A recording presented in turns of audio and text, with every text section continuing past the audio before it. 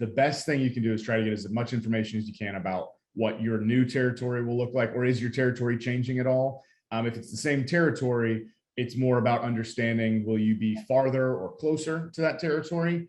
The thing is, usually when a station move happens, I see them not change the contract immediately, and wait until the next time you renew your contracts, which could have a good or bad implication for you, because it just depends on if you're closer or farther away from your terminal. It's also just important to know what that new space is going to look like, if there's going to be new management. There's a lot of things that you're trying to figure out what the new is, and try to take that into account. But ideally, you do it.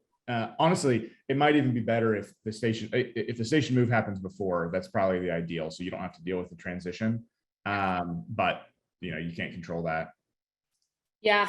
I think just a lot of implications there. It's not to say that it can't be done. It's not my favorite way for sure to see you, starting off, but you need to definitely have some good contingencies in the agreement. Maybe even like an earn out, I would say, is something to really consider on a deal like that, where there's just so many unknowns. But the other reality is that some of it really is going to depend on the timeline before the terminal move.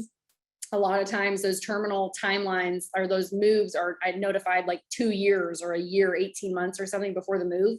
So you're going to have a hard time kind of asking for any accommodations if that's the case. But it sounds like in this scenario, you may be a few weeks away. So if that's the case, I would definitely encourage you to kind of say, we're going to wait until the move happens. And unfortunately, it's that could be messy. And if you need to expedite it and do it before, I would definitely put some earn out deal structures in place saying, all right, we're going to do this, but here's some, components we're putting in place to protect against the revenue being really different, the costs. I mean, you're going to have to turn over a lot of times the whole workforce has to change because the terminal's in a new location. So many pieces there.